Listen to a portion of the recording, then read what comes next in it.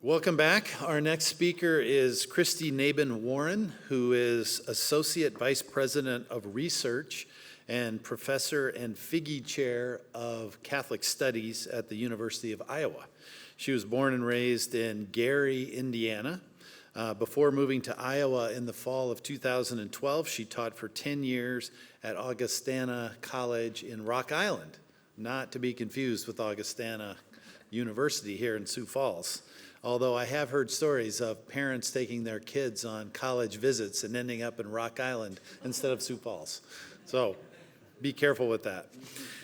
Kristy's research focuses on U.S. Latino Catholics in the United States, and her most recent book is Meatpacking America: How Migration, Work, and Faith Unite and Divide the Heartland, published by University of North Carolina Press. Kristy lives in Iowa City, Iowa, with her husband, Stephen Warren, who is a professor of history at the University of Iowa also. Welcome, Kristy. Thank you so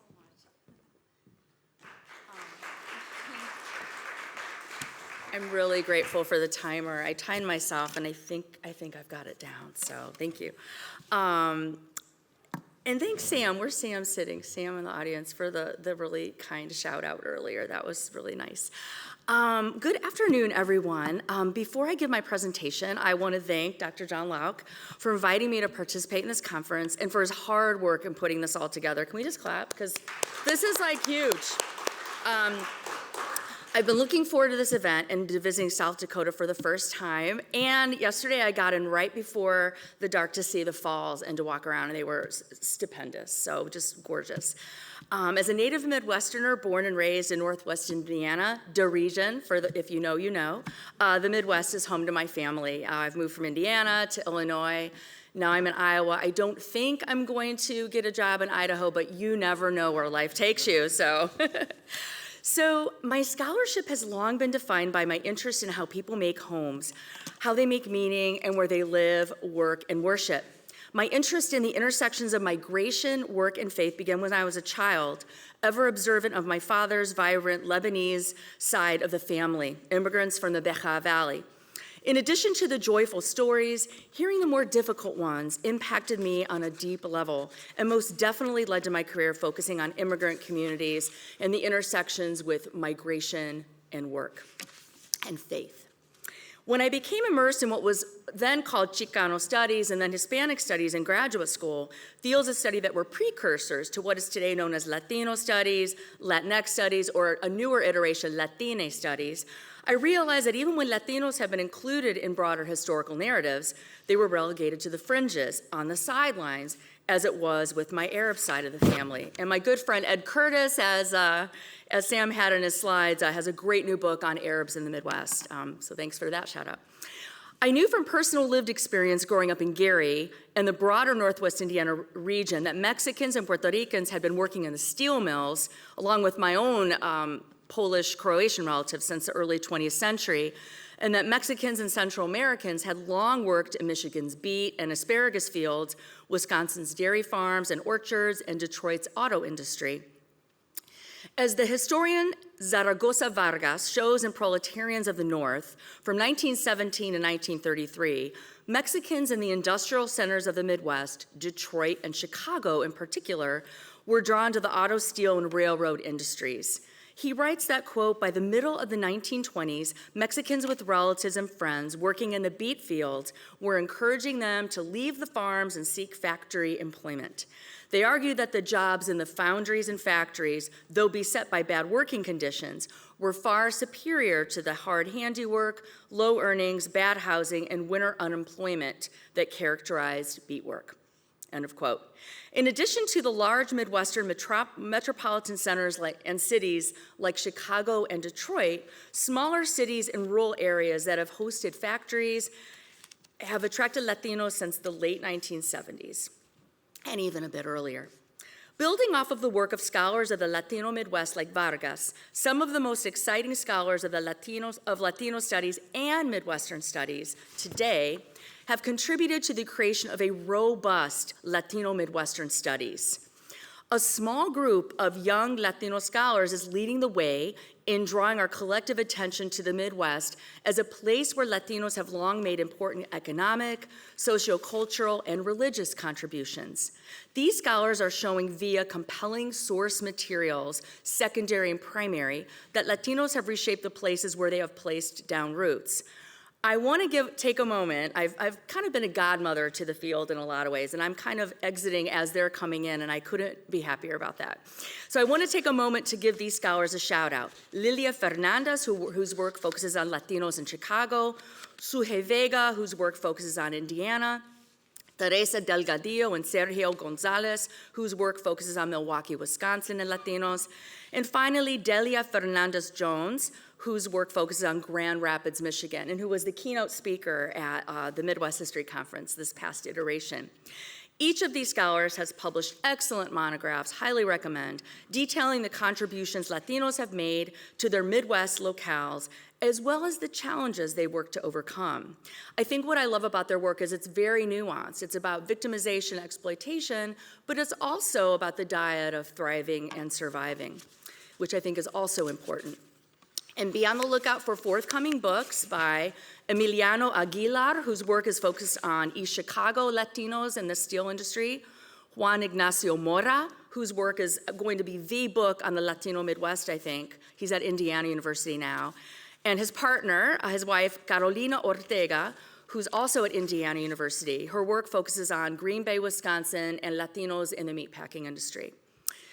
In the Midwest, Latinos have historically been commodified and seen as essential workers, as laboring bodies in factories and farms, but have not always been afforded the dignity and respect as full-fledged Midwesterners. Oftentimes, I think it's because they're not all documented citizens. While Latinos have been actively shaping the contours of their geographies throughout the Midwest, in some places like East Moline, Illinois, close to where I used to live in Rock Island, since the late 19th century as railroad workers, their work and lives are often spent in the shadows, under-recognized for their importance to local, state, and regional economies.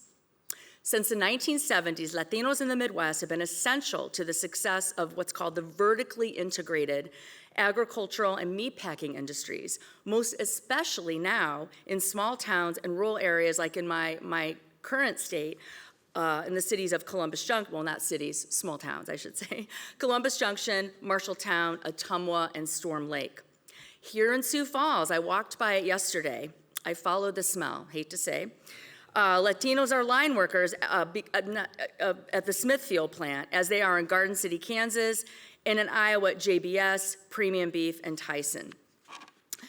Meatpacking plants are almost always off of a river, and so too here in Sioux Falls. And I did a little bit of digging, and a good percentage of the workers there are Latino Central Americans, as they are in Iowa. The historian Irvin Ibarguen has recently coined the phrase faucet politics to describe the mid-20th century to the present-day U.S.-Mexico philosophy and the practice of turning the faucet on to allow Mexicans into the U.S., or turning off the faucet to turn off stop Mexicanos from coming into the U.S. From the mid-20th century Bracero program, Helping Hands program, quote unquote, to the present day, derogatory water-based metaphors have been used to denigrate Latinos' bodies and labor. Mexicans and members of other Latino populations have long been viewed as fungible commodities, bodies whose labor could be turned off and on, like the water faucet, as just mentioned, as needed by big ag, small farmers, hotels, and individual families employing women as nannies, among others. This perspective, unfortunately, continues, but I think it's starting to change. What current U.S. Latino scholarship points out is that while Midwestern geographies and ethno-national peculiarities point to some important distinctions between Mexicans, Puerto Ricans, Guatemalans, and Salvadorans, the overarching similarities of Midwestern Latinos' experiences vast outweighs the differences. The newly created and Mellon-funded Puerto Rican Studies Hub at the University of Wisconsin-Madison, for example, is what I think an exciting development that positions a major Midwestern university to support, while on paper it's Puerto Rican studies, I think it'll end up being a broader Latino Midwestern hub, and that's exciting. The Midwest has historically been a region of secondary migration for many immigrants, including Latinos. From the early 20th century to the present, opportunities for non-agricultural jobs, as well as agricultural and ag-adjacent jobs, have been strong pull factors, as well as a lower cost of living compared to the coast. Many families I've interviewed over the years talk about having a backyard with grass for their kids to play on. That's really, really important. Having a yard, right? Being able to buy their children little light-up Elsa and Anna shoes at the local Walmart. That's a big deal, and that's a big pull, where Latinos who work in factories and on farms can afford to do that for their children in Midwestern states. States like California and Arizona, like their East Coast counterparts, New York and Washington, D.C., and Atlanta in the South, have long been primary immigration sites, while Midwestern states like Kansas, Iowa, Illinois, Michigan, Wisconsin, Indiana, and South Dakota have been secondary migration sites. As I highlight in my recent book, Meatpacking America, a microhistory and deep ethnography of work, faith, and family in Iowa, I show how family connections in the Midwest have helped bring Latinos to cities, small towns, micropolitan areas, and rural areas alike. Established churches, including Catholic and mainline Protestant, as well as neo-Pentecostal and non-denominational Christian churches, are important geographic and spiritual sites for Latinos as they work to assimilate as well as transform, it's a both and, their communities via revitalizing churches that were once dwindling. Indeed, when my Meatpacking America project started, it was called Corn Belt Catholicism. But as research goes, once I started conducting interviews over several years, I realized that every single Latino I interviewed worked at a meatpacking plant. So that's where I had to head to do research inside meatpacking plants. So Latinos have revitalized churches, communities that in many ways were dying in Iowa. So in Catholic as well as Protestant churches across the Midwest, Latinos have given new life, literally and figuratively, to their religious ecologies. Now I'd like to spend a few moments sharing some slides from my own research on Latinos and faith. Oh boy, Gen Xer here in the Midwest. I just do that? Okay. So here we have, this is from Columbus Junction, Iowa, Fe y Comunidad, faith and community. Columbus Junction was one of my primary field sites. So I'm an ethnographer trained by anthropologists of religion, but also by historians like Bob Orsi and Steve Stein. I did my PhD work in Indiana. And I think my interest as a scholar has long been on lived religion. While I've been interested in church religion, that is how religion plays out in places we think of as religious places, I've long been interested in how religion plays out in the streets, thanks to my mentor, Bob Orsi, and also in places like meatpacking plants. If you're interested, there's a growing body of scholarship on faith and work. Rice University in Houston has the Brodnax Institute, headed by Elaine Howard Eklund, sociologist. There's a lot of sociologists looking at the intersectionality of faith and work, and they're just doing a great job. At the American Academy of Religion next week, we're featuring Elaine, her new edited volume. And so, oh, sorry, I'll go back. I didn't do a good job with that. And so you'll see on the photo to the left, this is the Dia de Maria, December 12th every year. I'm thinking in most towns in the U.S., in the Midwest in particular, you have big public celebrations of La Virgen de Guadalupe and her apparitions to the Saint Juan Diego back in the early 16th century. The photo on the right is a typical downtown in, in small town Iowa, and it shows like the ethnic influence on many of these towns. This is a church where I conducted research for like 5 years, is one of the sites where I did research. Tiny church, hub for Latinos, as well as native-born Euro-American descent Catholics. And one of the things I try to do in Meatpacking America is point to the similarities. Both the native-born white Catholics and Latinos and Africans I interviewed all care about faith, family, and community. And so I try to point out similarities rather than the differences that I think we look at in contemporary society. Here's Father Joseph Sia, one of my primary interlocutors, who became a good friend. He and his little dog, Red, who I sat in my lap for many, many conversations. He ministers regularly to farm workers from central Mexico in Conesville, Iowa, men who harvest melons and corn every year. This is just a little picture of the Tyson plant. I spent a lot of time in there conducting interviews and research. This is a group called Escucha Mi Voz, Hear My Voice, formed by Latinas, mothers who all worked in the meatpacking industry, demanding COVID relief funds and demanding that meatpacking plants do something about what they weren't doing at the time with protective gear in the midst of COVID. It's a vibrant, dynamic nonprofit organization that for many years, he passed too soon. I was at his wake last year. Father Guillermo Trevino, blessed be his name, was an amazing man who did a lot for the Latino community and helped build bridges with the West Liberty turkey plant and the Catholic parishioners who worked at the plant. He's one example, I would say, of a social justice warrior, priest who did a lot to ease tensions between native-born white Catholics and Latino Catholics. And here he was in Mexico City the week before he passed from undiagnosed diabetes, and I want to dedicate this talk to Father Guillermo. In the final analysis, faith, family, and values are core to Midwestern Latinos' values as they are to all Euro-American Midwesterners. Thank you. Okay.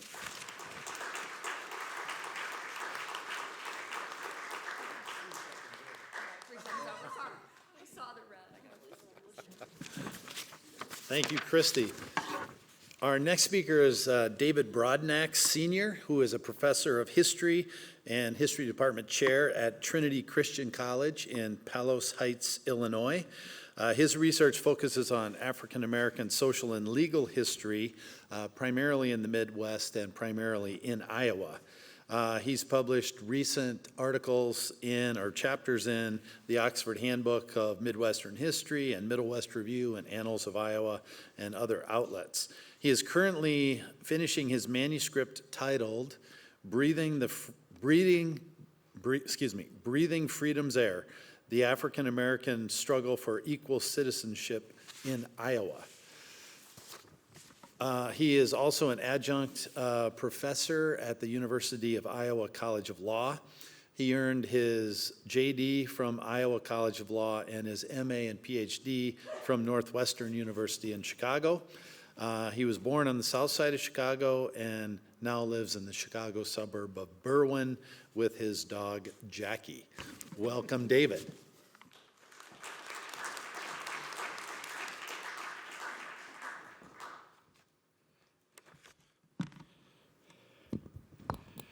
All right, thank you, John. Couldn't help but notice that after the last presentation, you correctly pronounced Palos, and where the university is, everybody says Palos, but of course it's Palos Heights, right? Thanks for putting all this together. And also, can we give Kaylee her flowers? I mean, she's done a phenomenal job helping put all this together, right? I don't know where she is, but I'm sure running around doing something very important, but wherever you are, thank you. And thanks to all of you all for coming. As I was thinking about sort of my role in this wonderful gathering that we have, I thought about sort of approaching the premise of the entire conference in a different way. The premise being that there's a crisis in Midwestern history, right? Because there's less interest in studying and learning about our region, and this diminishing interest coincides with the diminished interest in studying history on a college level, yes, but also with the diminishing importance of the Midwest in American society. But I would respectfully partly disagree with this when it comes to Black Midwestern history. I would say instead that the dynamic is as follows. First, there's actually vibrant, growing scholarship on Black Midwestern history. But this scholarship, and I'll say this more so for the general public rather than with academics, this scholarship is less visible when one uses the stubbornly persistent perception of the Midwest as white, and of Black Midwesterners not as being truly Midwestern, but rather as being Black people who happen to live in the Midwest. Second, the decline in government and institutional support for historical scholarship affects all of us, but it's especially problematic for Black Midwestern history for ways that I will go into. So a little bit of attention there. It's a growing field even though there's less support for it. And then finally, why study Black Midwestern history? Not just so that we can do what we all do, which is say, did you know that such and such is from wherever? Or did you know that this thing started here? But so that we can have a unique opportunity to explore dynamics of slavery and freedom, of equality and inequality, and of community and politics and culture. First, the problem of visibility. In popular culture and in historical scholarship, especially in popular culture, Black Midwesterners have always struggled to be seen as Midwestern. This has its origins in the earliest days of white settlement in the Midwest, because the earliest white settlers, going back to the Northwest Territory, going back to Ohio becoming a state, saw the Midwest as a new society that could be free of both slavery and free blacks, notwithstanding the fact that slavery did in fact exist here. This desire for a white Midwest helped to create a region that did in fact become predominantly white, and outside of cities and towns, overwhelmingly white. And that reality then helps to perpetuate the perception of whiteness. This leads to a cognitive dissonance where even Midwestern cities like Chicago, Detroit, Gary, and their Black residents are seen not as Midwestern, but as Black, whether that perception is celebratory, fearful, or something else. I've learned so much from the papers we already had, and I'm looking forward to learning some more. But with the first paper, talking about sort of the East Coast, West Coast, TV and film industry, and it took me back to the foreign country that I was born in called the 1970s. So, okay, there's some of my compatriots are from there as well. And I thought about one of the most popular TV shows in the 1970s, Good Times, in Chicago. But we don't think of that as a Midwestern TV show. What was one of the most popular TV shows of the same time period? Little House on the Prairie. That's a Midwestern show. Good Times, not so much, right? The Jackson 5 literally have a song called I'm Going Back to Indiana, to go back to the whole nostalgia thing, but not coded as Midwest. One of the most popular R&B bands is called the Ohio Players. But all of this is seen as urban, as Black, but not as being specifically Midwestern, right? Additionally, some places that appear monolithically white in historical scholarship actually have a Black history that cannot be found by looking in the traditional places that historians tend to look. So, for instance, a lot of Midwestern newspapers and county histories ignored, especially in the time period that I look at, the 19th century and early 20th century, they ignored their local Black population except to mock it or to report on crime. Only large cities like Chicago and Omaha and Cleveland had their own Black newspapers. And African Americans, for a variety of reasons, were not always recorded on federal censuses. But there are other sources to consider. City directories, which were the 19th century and early 20th century equivalent of the phone book. If we had some of our students in here right now, they'd say, okay, what's a phone book? But these directories, which were published yearly, so far more up-to-date than the censuses, they often identify Black residents by race. And you all can see with higher resolution than I can, but you might notice a few names where it says, like I'm looking down at the bottom, Fleming Brown, colored. A few lines above that, Charles Brown, colored. Miss Rebecca Brooks, colored, right? So if you're Black, they're going to put in the phone book that you're Black. So the irony is that the racism of the past, we're going to mark our Black residents as Black in the directory, makes it easier for us historians to do our work in the present by tracking people from year to year. Another source that may be overlooked. There weren't that many Black Midwestern newspapers, but the ones that did exist saw themselves not just as the mouthpiece of their city and of their immediate area, but as representing a larger regional, national, and international Black diaspora. So consider, for instance, a newspaper that I study quite heavily in my research, getting too far ahead of myself, the Iowa State Bystander, which was based out of Des Moines. But it had a subscription and dispatch network that covered the broader Midwest.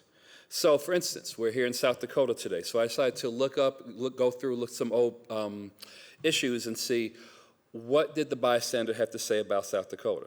Well, for one thing, because the bystander published the proceedings of state and regional AME church meetings, which included the appointments of local ministers, we know that the person who was in charge of the AME church in Yankton was also always simultaneously in charge of the church in Sioux Falls.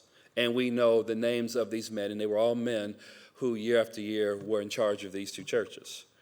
The newspaper also had a section called Race Echoes, which included snippets of black accomplishments from around the country. And on the July 3rd, 1896 edition, the Race Echoes section featured, amongst other things, that there was a black bicycle race in Denver, that in Indianapolis, a street was being renamed for a black councilman, that Providence Hospital on the south side of Chicago was under construction, and that Madison Jackson had become the first black lawyer admitted to practice law in Dakota. No, the newspaper did not say which Dakota. It says Dakota. A year later, the Bystanders Dispatch Network was extended to Yankton because a local resident decided to become an agent for the paper. And he ended up being somewhat sporadic in his reports, but he did, in his reports that came in, send information about, for instance, a church meeting at the Salvation Army Barracks, various illnesses from members of the community, a stewardess fundraising event for the church, the fact that a couple of teams of horses had broken through the ice, but they had all been saved and everyone's okay. A women's literary and charitable group meeting to hear essays with titles such as, quote, family worship and, quote, saying the right things. And that one Yankton resident had quote, moved his stock and grain out of the bottoms for fear of high water. And because of the close connection between Yankton and Sioux City, Iowa, we also have information about South Dakota blacks that come in from the Sioux City dispatches, which were more frequent than the Yankton ones. Now, these sources from the Bystander are not perfect. For one thing, they privileged middle-class black residents over those who were deemed less respectable, those who did not go to church, for instance, or those who did not set down permanent roots, those who were not invited to literary clubs. And of course, they're presenting an entire community through the lens of only one or at most several writers.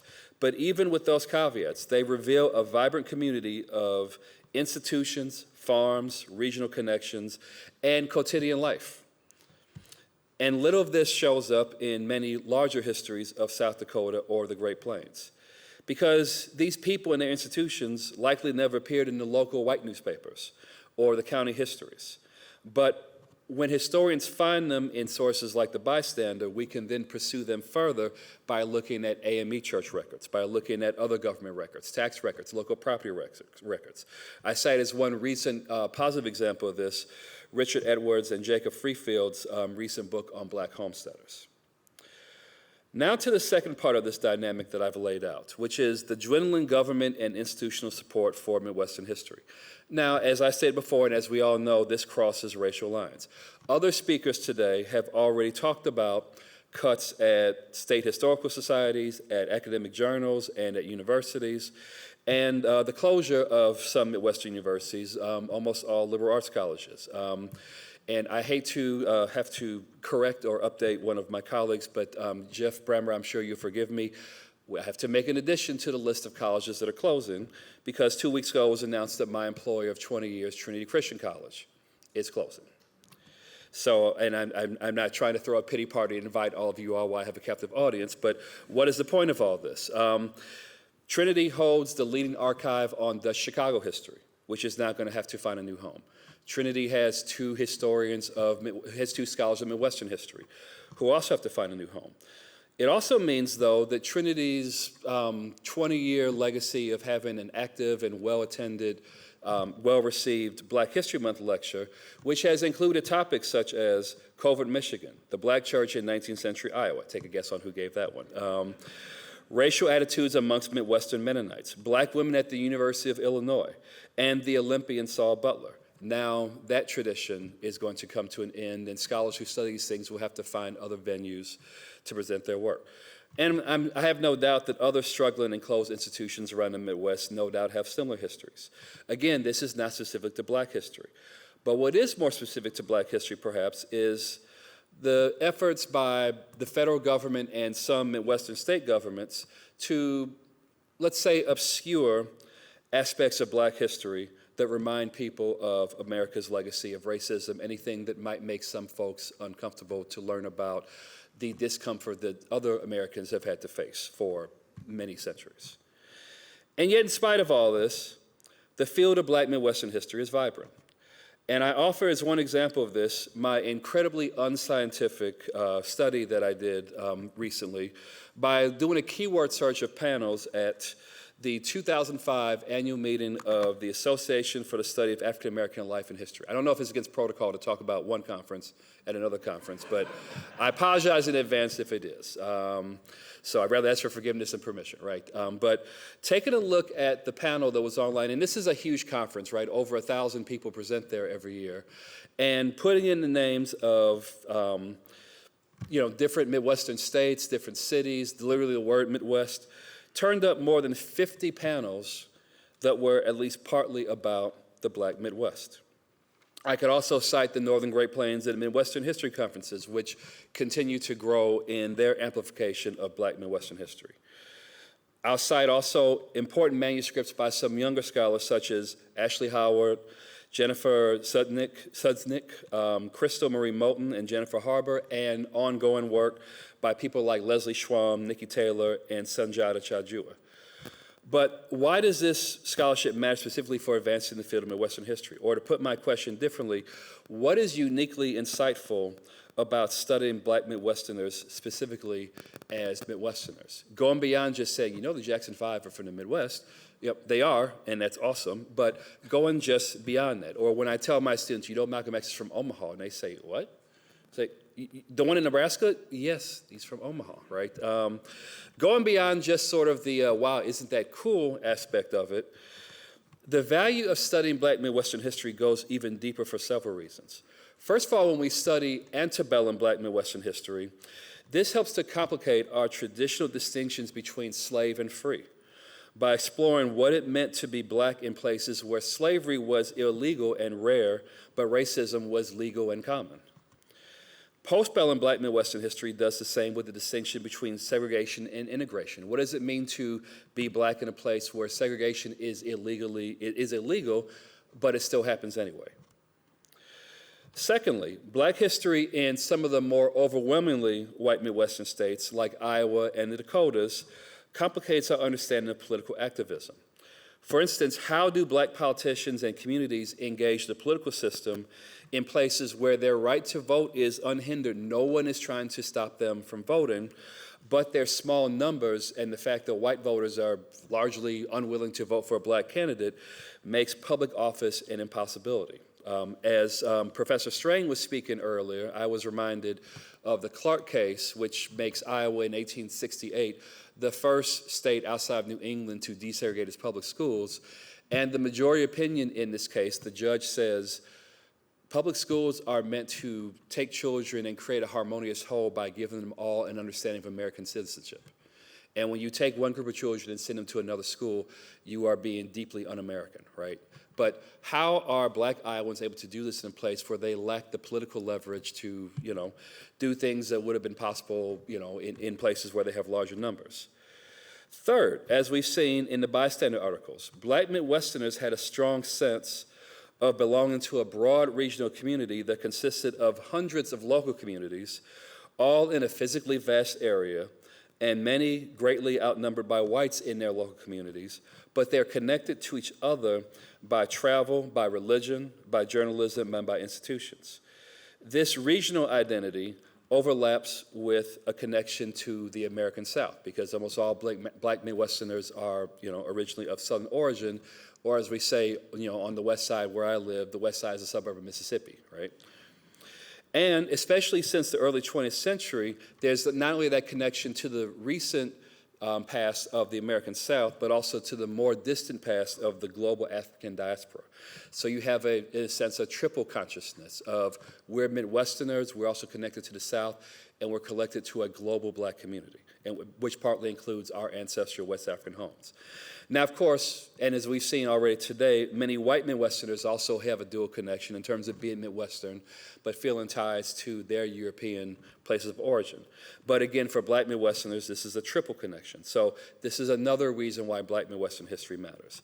So again, I would respectfully submit that the Black Midwest is not, in fact, a lost region. For some folks, it's just hidden in plain sight. Thank you.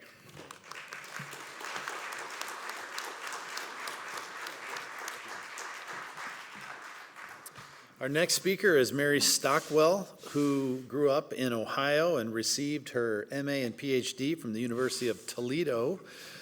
She has taught history and philosophy at Siena Heights University, Central Michigan University, and most recently Lourdes University in Toledo. Since her retirement, she has written books such as The Other Trail of Tears, The Removal of the Ohio Indians, and a book I really enjoyed titled Unlikely General, Mad Anthony Wayne and the Battle for America, published by Yale University Press in 2018. She also recently published Interrupted Odyssey, Ulysses S. Grant and the American Indians, which was published by Southern Illinois University Press. Please welcome Mary.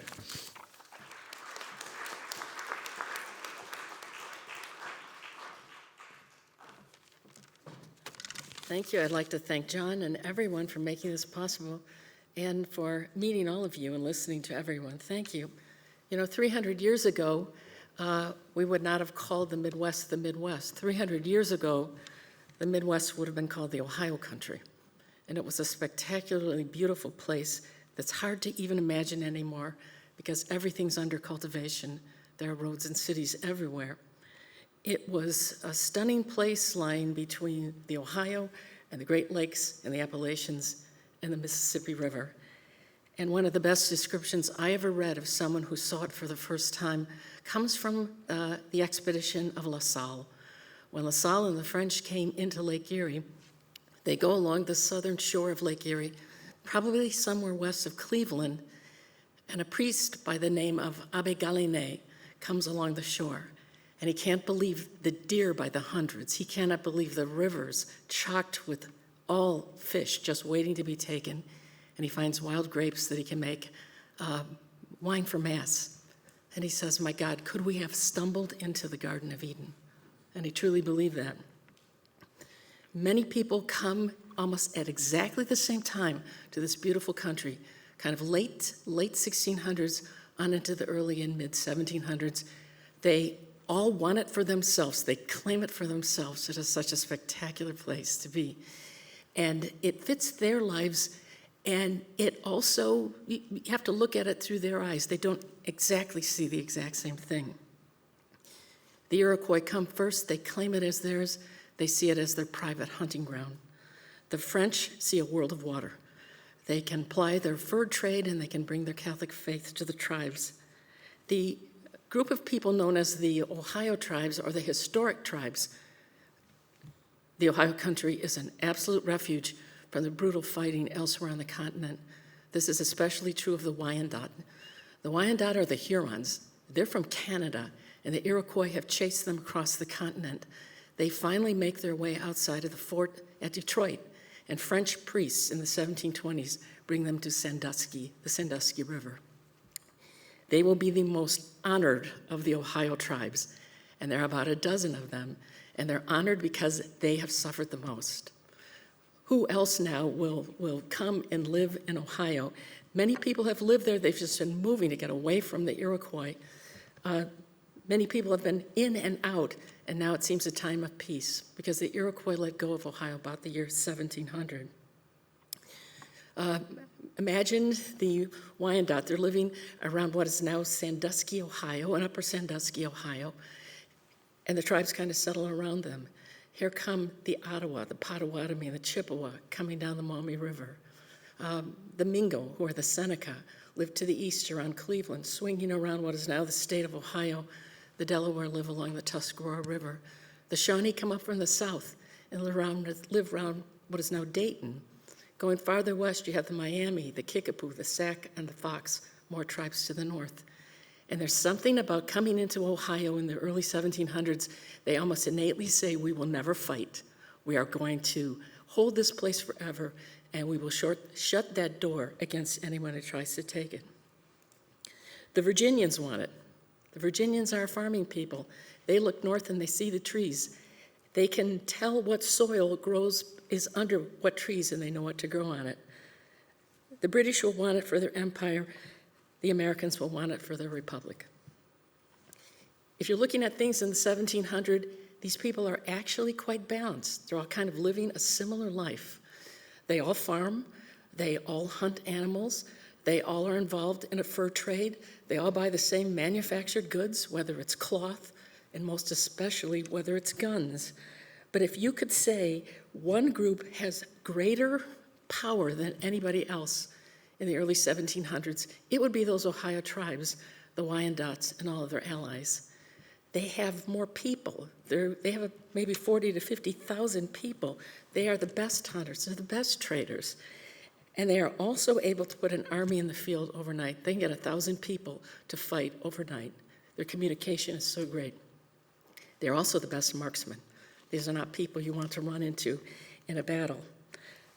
What I just said is not a popular thing to say, because right now, the field of American history and Native American history is caught up in a thing called settler colonialism. This theory has taken charge of universities, it's taken charge of publishing, it's in the media, it's on TikTok. And it was a man in Australia by the name of Patrick Wolfe who thought it up. He tried to understand, how did the British take over Australia? And he said two things. There's something wrong with white people. White people have an inherent hatred of dark-skinned people, and they move out across the world and want to destroy all of them. And from Columbus onward, that's the goal, kill everyone. You need genocide, and you do it by massacre.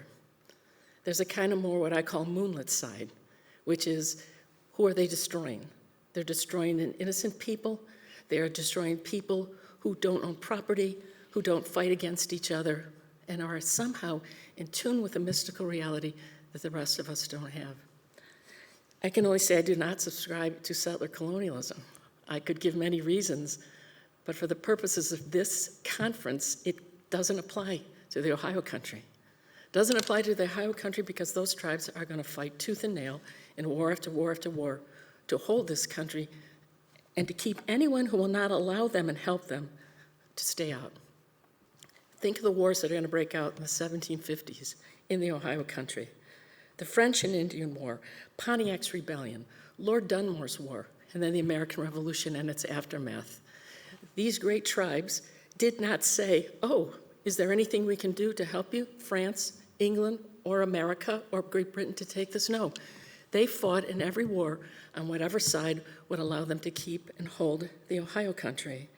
And in 1783, no matter how hard they had fought, they lost it. Because in the stroke of a pen, Great Britain gives away her claim to the Ohio country. And now this balance that's kind of been out in the West is going to shift. Because of these people, the Americans are different. They have a different way of approaching the West.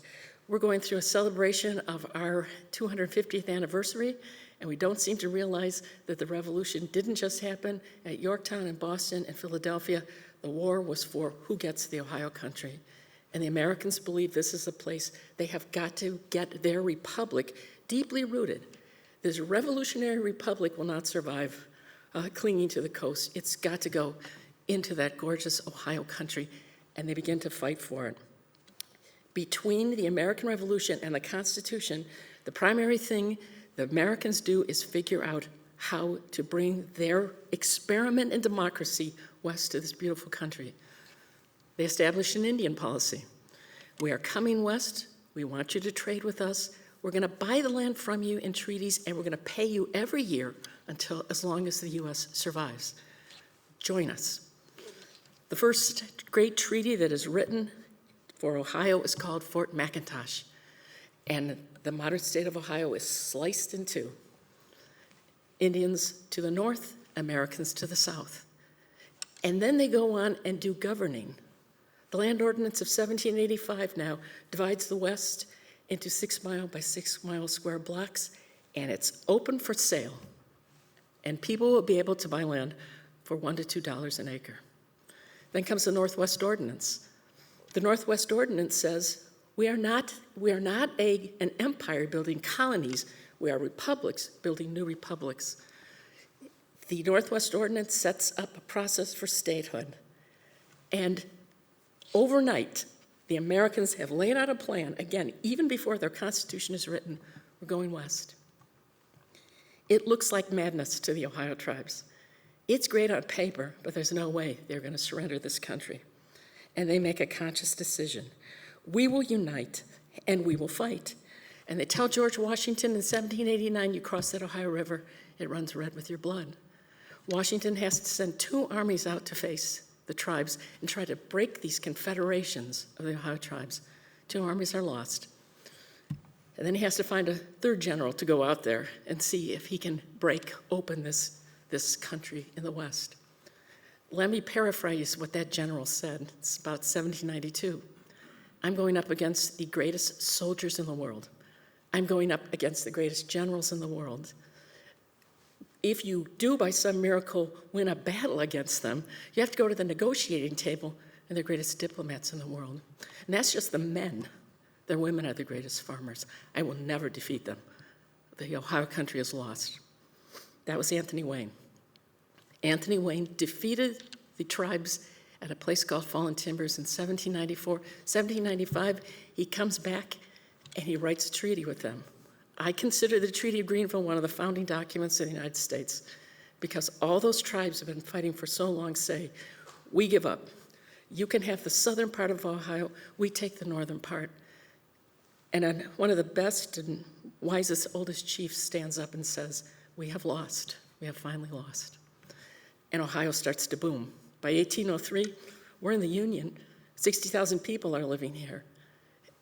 In 1803, Thomas Jefferson buys the Louisiana Purchase, and now we finally got the Midwest, as we know the Midwest. Lewis and Clark are on their way west, and it's 1805. And I want you to imagine that you are one of those tribes still living north of the Greenville Treaty Line. Do you accept this deal Washington has offered you? Do you somehow intermarry with these people, give up your ways, and maybe just get swept up in this thing called the American experience? Do you leave? Many people leave. They go out to Kansas. They go out to Arkansas. Or do you fight? Is there one last chance to win the Ohio country? Tecumseh says yes. Tecumseh is a Shawnee chief who in 5 years, between 1805 and 1810, puts together the biggest confederation in American Indian history. And what's he fighting for? He's fighting for the Midwest. He's fighting for the Ohio country. And he has the brilliant idea of, we can't just keep confederating for a battle or a campaign. We need to be like the Iroquois. They confederate forever. And we need to be like the Americans whom we so despise. We will confederate forever. He has the brilliant idea to form a nation state in what is now the Ohio country. And his efforts are so powerful. He is the cause of the War of 1812 in the West, the most pivotal war, I believe, for the Native Americans on this continent. He gets the British to ally with him by saying, don't you want the Ohio country too? You lost it in 1783. It could be part of your empire. And if you protect us, we'll protect you. We will fight with you, but you have to give us this country. And the British say yes. And the British say, we're going to grab it all. We're not just going to grab the Ohio country. They start drawing maps. We're going to go all the way out and grab the Louisiana Purchase. The southern border of Canada will be Ohio, up to the Mississippi, out to the Missouri. And there will be an Indian nation right there in the old Ohio country. And it will be ours forever. Nothing's inevitable in this story. And Tecumseh almost wins. And the British almost win. But the tide turns against him in 1813, and he dies. And in 1814, the British come to the negotiating table. And they fight, and they fight, and they fight to get that Midwest in their empire, and they fight for the tribes. But the Americans won't relent. And so finally, on Christmas Eve, they signed the Treaty of Ghent. And in the Treaty of Ghent, the British and the Americans agree the wars are over. We're not going to kill each other anymore. We will live in peace together. They also sign it knowing that an army and a navy are on the way to New Orleans. And maybe if that Army and Navy wins, they can tear this treaty up, and the British can come up the Mississippi, they can come up the Ohio, they can come up the Missouri. And this dream that's been so long in the making, that they'll get a bigger empire and that the tribes will have their homeland, will be realized. A man named Andrew Jackson destroys that dream. And let me end by saying it's almost fitting that 15 years later, he will be the president who says, I'm never going to forgive you for what you did in the War of 1812. I will never forgive Tecumseh and the British for what they did. I demand through this law in Congress that you leave. And he passes the Indian Removal Act. I can only say, having studied Indian removal, it's not black and white. Many tribes want to leave. Many, many, many more people, the American citizens, beg the government, don't do this. But the tribes eventually leave. I hope some of you want to study this story. You got to get into the National Archives because perfect records were kept. It's not black and white. It's a story of people who try to say one more time, should we stay and blend or should we go and be our own country? If you don't think the tribes were powerful, I want you to imagine you're standing in Jamestown. How long does it take that nation that started in Jamestown to get to the Mississippi River? 250 years. It will only take a generation or two to get the rest of the Midwest and the entire far West. And when all the fighting is over, there's one man from the Midwest who says, maybe we were all citizens all along. Maybe we just didn't realize we were all Americans. And if we all have citizenship, and that would be my ancestors coming from England, blacks coming up from the South, my God, they're going to let Stockwell's Irish ancestors in. All my Catholic and Jewish ancestors, the refugees of the world, are becoming citizens. And it's President U.S. Grant who says, how about we offer citizenship to the American Indians? They're all citizens today. It's our country. The Midwest belongs to us. And as I used to tell my students, now you have to make something great of that country. And may it be better than all the terrible things we once did to each other. And may we be a light to the world. Thank you.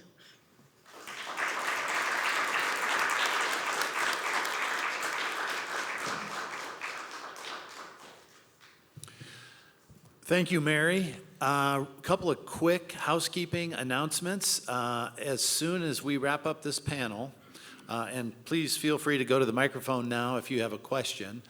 As soon as we wrap up this panel, we will have lunch for the speakers at today's conference. There will be a box lunch out in the hallway where we have been huddling around the coffee pot. If you're just attending the conference and you want to have some lunch, there is a cafe in the Washington Pavilion you can go to. Also, a block or so, half a block east of the pavilion, there's a great little place called Josiah's, which has lunch. There's a little Irish pub on the corner if you want to grab a pint. The world is your oyster. You're in downtown Sioux Falls. There's a lot of different options. So let's start off with the questions. Go ahead. There we go. I'm turning it on. Yes. Okay. I'm a millennial and I still can't do this. It's on. Okay. Well, I, as an Iowan, I'll just point out, and I know you know, Kristy, that 70% of our Latinos here in Iowa are born here in the U.S., but we also know lots of the other 30% that are not doing well right now. I was a high school teacher in West Liberty when Postville happened in 2008, which was a mass workplace raid. So with huge changes in immigration policy and who ICE is going after, could you talk about what you've seen just in terms of patterns or changes with how the church is both reacting and then the impact that they're having? Thank you. Could you share your name again? Yeah, Stacy Alex. Yeah. Stacy. And I'm right down the road in Sioux City, and I'd love you to come and talk with us sometime. I'd love to. Oh my gosh, so you're from West Liberty. Oh my gosh. Patterns, yes. The shift that I have seen with priests throughout the state, some of whom I know very well, some of whom I don't know, and the new Archbishop, Zinkula, have really ramped up, I think, their accompaniment. They've really gone back to, I think, liberation theology tenets without saying it's liberation theology, because it's kind of a touchy subject for a lot of Roman Catholics. Going back to JP II, what he thought about it. But I think Father Trevino, did you know him well? Were you, yeah, it was. How much of it was diabetes and how much was it watching the Guatemalan kid deported to Guatemala? Yeah, I think it was, I think it broke his heart. Yeah, absolutely. Yeah, I mean, I think that before the recent uptick in ICE raids and, in Iowa City, 2 men who didn't have identification, I was there a half hour before they were there, just went in and captured, and he's now been deported. The gentleman they deported was a cook there. I think that the change I've seen, there's a lot of fear. It's been incredibly chilling. Some Latinos in Iowa City and the surrounding areas aren't going out to work. They're having their children go get groceries for them. What's been really heartening is that a lot of white folks, I think myself included in the group, but I'm not even as involved as some of my friends, have been making grocery runs, have been making deliveries, and looking around to see if they're being followed, I think absenteeism has gone up in the meatpacking plants and a lot of surrounding industries. The hopeful side, though, is I think priests are really stepping up. Father Trevino was one. I've worked with Catholic Worker House. Now they have 2 houses in Iowa City for years now. They've been incredibly active in their fundraising. They have brought in thousands of dollars. I think close to $200,000 in the last couple months. I was just talking with Emily and David about it. There's been a lot of accompaniment, Catholic workers, to Cedar Rapids at check-in points and other check-in points, demanding accountability, demanding that when men and women are doing their check-ins in good faith, that they're following the rules, that they won't be deported. And so it's been heartening to see a lot of lay people, Catholics and non-Catholics alike, stepping up, as well as priests. Father Zinkel has been really outspoken. The U.S. Catholic bishops nationally have been really outspoken, as is the new Pope. So I'm hopeful, but it's also heartbreaking at the same time. We can talk more. Yeah, that's a great question. Yeah. Go ahead. Yes. Coming from Ohio, Mary, probably you've maybe more acutely felt this with Senate Bill 1, but happening at the federal level as well with DEI restrictions, especially with universities. I'm wondering what concerns you guys have about who's going to be doing this type of work, and you guys' project is already fairly niche with uncovering these voices, like you said, David, hidden in plain sight in this nuanced region. I'm wondering if you guys are concerned or how that might change things. It's very odd that Senate Bill number 1, you should read all the documents that you have to put into this course that everybody has to take. So you get the Constitution, you get, I think they do Thomas Paine, and then you have to read Martin Luther King's letter from the Birmingham jail. I would shoot myself if I had to teach that course. I could do it in US 1 and US 2, but there's a kind of weird reaction against, I think it's a reaction against settler colonialism and a reaction against DEI, but it's swung so far to the other side, and it's whatever the Republican legislatures at the moment think is of value. And they don't get the whole picture. And in many places, someone like me, I might be, oh my God, Stockwell is saying the Indians had guns and could fight. She must be MAGA. And I'm going, no, I've been voting Democratic since the Irish got off the boat. I'm a Bernie Sanders Democrat. So when I try to look at this, and I know all the historians do, we try to look at everything. We're in the National Archives. We're digging through the newspapers, and we're trying to tell a story that maybe is shocking and surprising, and you learn new things. That's not the current mood in Ohio. The current mood is if you say anything that sounds like you might be leaning a bit towards, oh, maybe we should have sympathy towards blacks, or maybe we should say, man, there's a diverse opinion on removing the Indians. It's like you're not telling the story, and I don't know what the story is.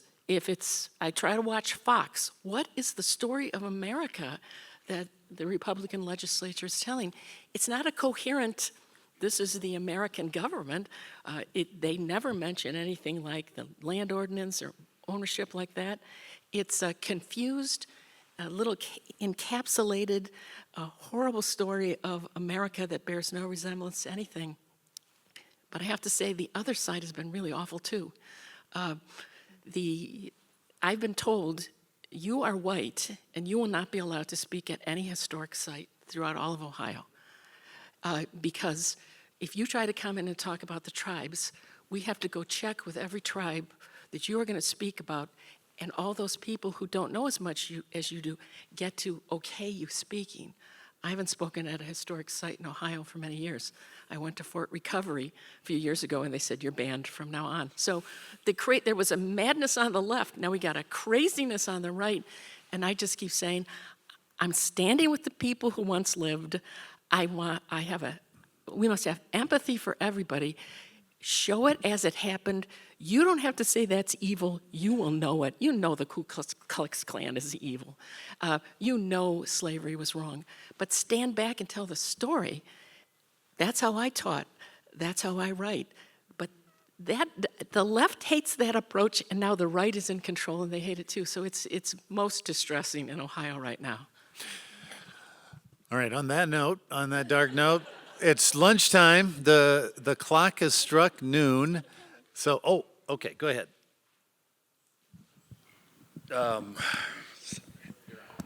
What, am I on? So now I'm going to be the person who say, wait, don't eat yet. I'm going to say some words. Right. I'll try to be brief. As we think about sort of Midwestern history, and me being someone who does partly legal history, this is one of those places, this is one area where doing a regional history is complicated because, of course, laws are passed by states, right? And so this is one instance, the point of all this being, I live in a progressive suburb in Cook County, Illinois. So we do not have the laws that they're trying to pass in Iowa, in Ohio, in Indiana, and so forth, right? Minnesota, same situation, right? Not having to deal with those same kind of things. Doesn't mean there's not efforts to do that, but it means that in terms of how I teach, I have not had any trouble from the state legislature with that. At least in terms of all these things, right? Now, there is a sort of a broader movement in terms of essentially we don't want to hear about anything that makes us uncomfortable about anything that has ever happened, right? And I think it's a broader humanities thing. I think about a former colleague who told me her student said, I pay a lot of money to go to this school and I shouldn't have to read anything that makes me uncomfortable. I'm like, oh, mijo, you're 18. Wait until you find out how life works, right? But it's not just about like this state or that state, this law or that one. But when we have people who say, I don't like your facts, so therefore DI, right? I don't feel good about what you have said about what happened. So we're literally going to remove Jackie Robinson from a website about World War II veterans. We're going to literally erase the Tuskegee Airmen, right? By the way, my dog's named after Jackie Robinson. I took that personally, right? So my grandfather was a World War II veteran, and I took that personally. But, because to be told that these veterans were forced into segregated units and all the things they had to deal with, well, that makes me uncomfortable, so let's just, remove it from websites, right? So, we do have people who are, regardless of what state they're in, the fact that that's the trend that things are going in, it's kind of emboldening for that side, right? So I'll just leave it there and let us go have our lunch.